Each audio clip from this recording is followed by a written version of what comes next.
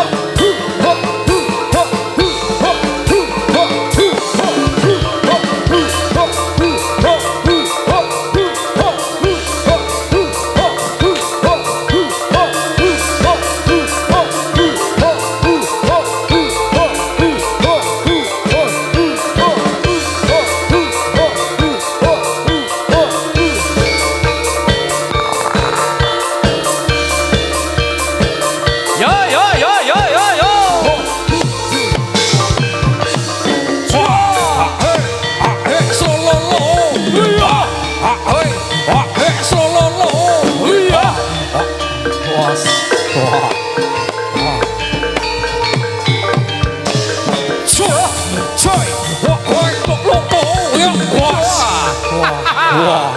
Wah.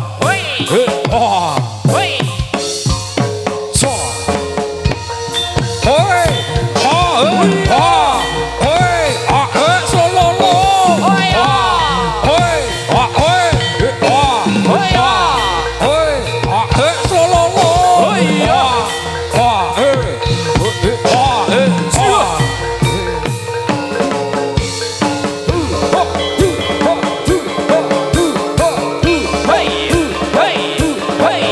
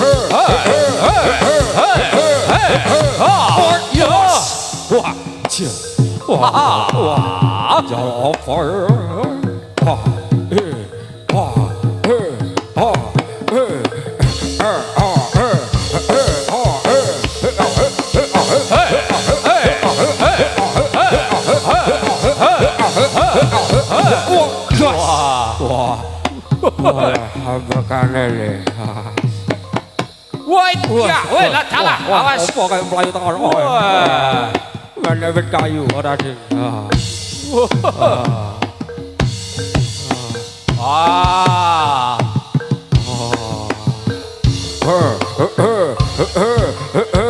Ayo, ora mangan beling, ora oleh.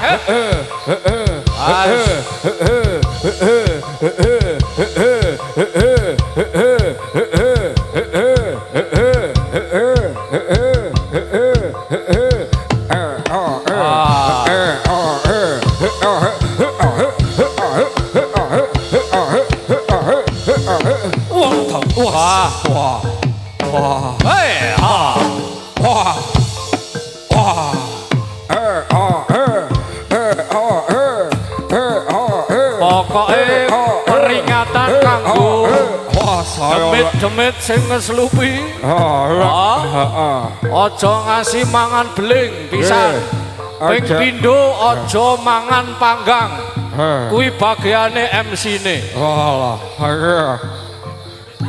MC-ne apa ndak, Le? Wah, wis pokoke panggang khusus kanggo MC. Nggih.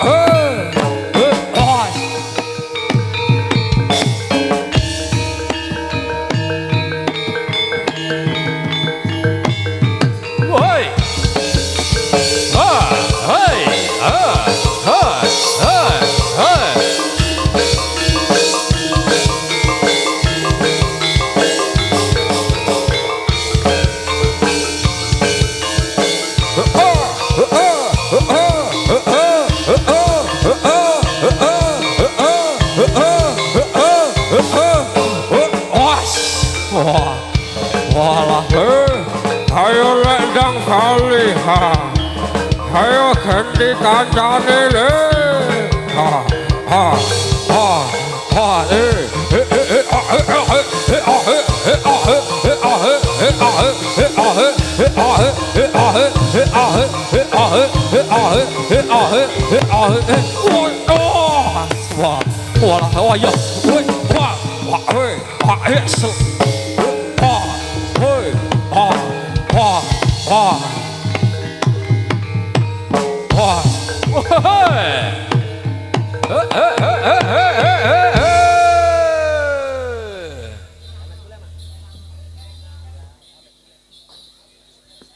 Win pamit mulih ndo. Ha. Nipun.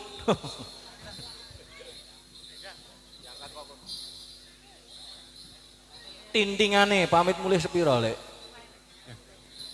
Lila nono pamit mulih wis tindika yen dadi jodone mugi Munggah sini lek, munggah sini. jalan usule wong sing bisa ngladeni slirane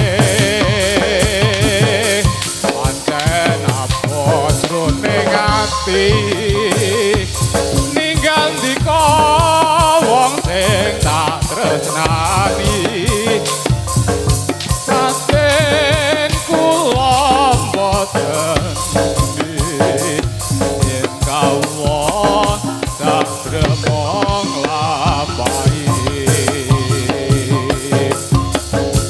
wong semene atur puji karya raharjo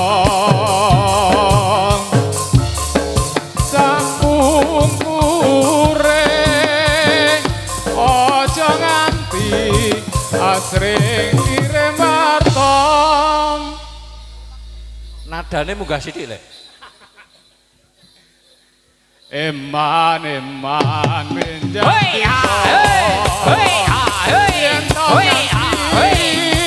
gawe kujiwa saten kula mboten lila yen to nganti mung disia-sia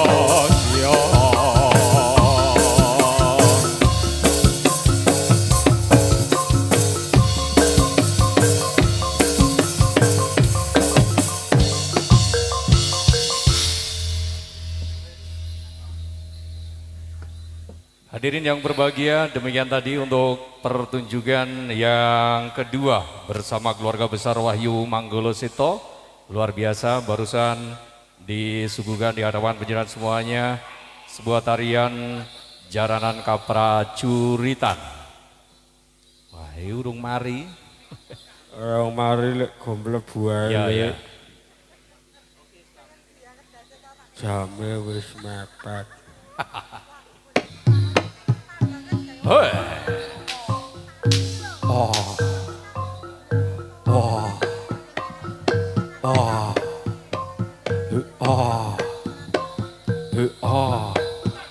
Wes. Wut.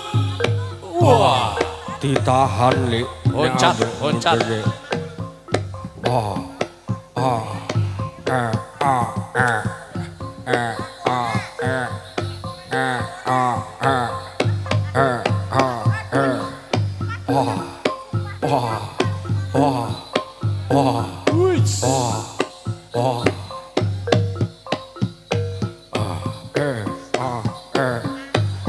Habis ini mohon persiapan untuk teman-teman dari Turonggo Suro untuk mempersiapkan diri.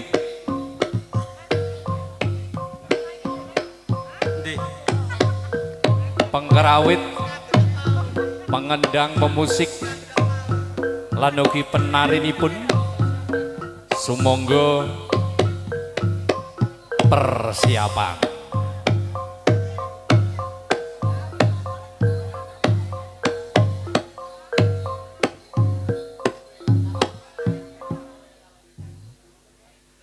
Boleh tepuk tangan sekali lagi buat Wahyu Manggolo Seto, luar biasa. Matur sembah nuwun dan tentu saja kehadiran dari Pak Menteri Budaya di kesempatan malam hari ini pentas kolaborasi bersama 3 grup ada Slogo Denowo, ada Turonggo Suro, dan juga ada Wahyu Manggolo Seto. Sudah diawali persembahan tari dari Wahyu Manggolo Seto 2 babak di hadapan jalan semuanya. Dan untuk acara selanjutnya yaitu sambutan dari beliau Bapak Kepala Desa Tanggil. Maka dari itu waktu dan kesempatan kepada Bapak Setiono kami persilakan. Sembah nuwun.